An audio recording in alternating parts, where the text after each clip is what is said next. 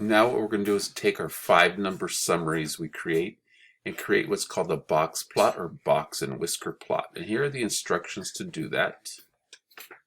And so I'll let you guys read that, but here's the first example done for a box plot.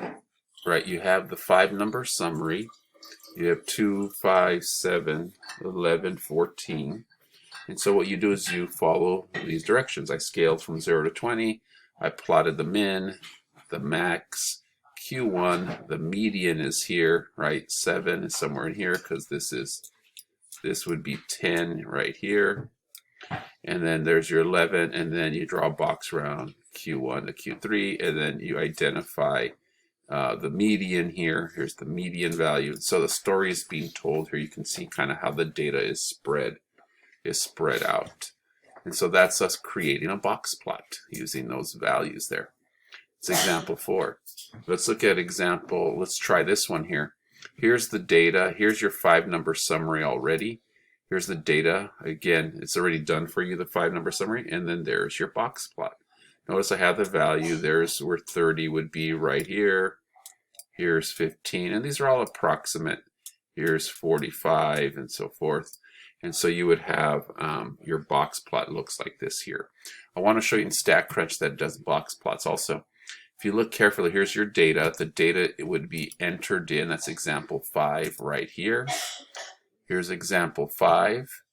And then what we're going to do in this case, I want to draw a box plot. Example 5 data. Click that, and then click draw boxes horizontally. Click boxes horizontally here so that we can see them side by side. So you can kind of see like a number line, and then just hit compute. We hit compute, there's your box plot right there. There you go. That's what we're going to use. You're allowed to do that. And then look, if you hover over it, you get your 5-number summary. How many values? You get your min, max, Q1, median, and Q3. And those are the values that you had over here. So that's how we end up making your box plot, drawing by hand and with technology. The next thing we want to look at here is what stories can be told from box plot. Well, you can determine if it's symmetric or skewed, like your distribution, because these are distributions. Important to remember, these are just distributions. From there, you can also find outliers, and we'll learn something called what's the interquartile range and range right now. The range is just your max value minus your min value, and that's what we've been talking about with respect kind of spread, our very simple way of looking at spread. How far are the max and min from each other? IQR has a different equation. It's right here, IQR, you subtract Q3 and Q1, and that stands for interquartile range, and that's how you calculate that. Now, we've talked about this term outliers so far. We haven't defined it, and now here's the way that we calculate an outlier.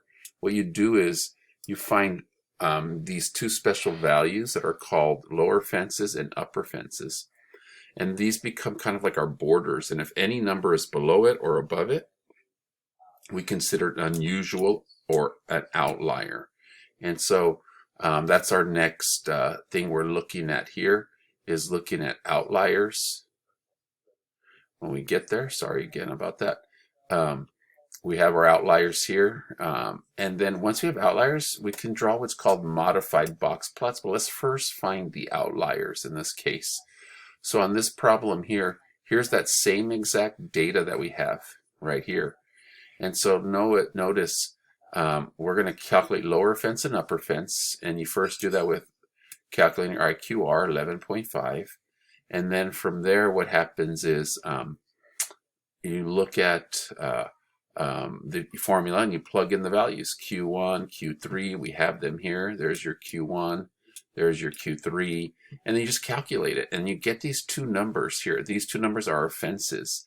And if any number is below this value, the lower fence, and if any number is above that value, it's considered an outlier. And so we have one value here, it's an outlier right there. 51 is an outlier. And so what happens is we could end up drawing a modified box plot. Let me show you what that looks like on StatCrunch.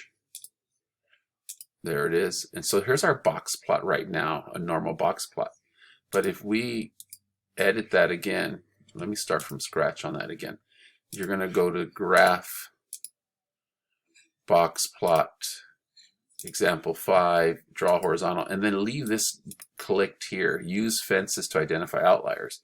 If you leave that there, StatCrunch draws your modified box plot. And so then you have that. You can see that this one value there, 51, is an outlier. We already knew that, but now you can see that here on StatCrunch.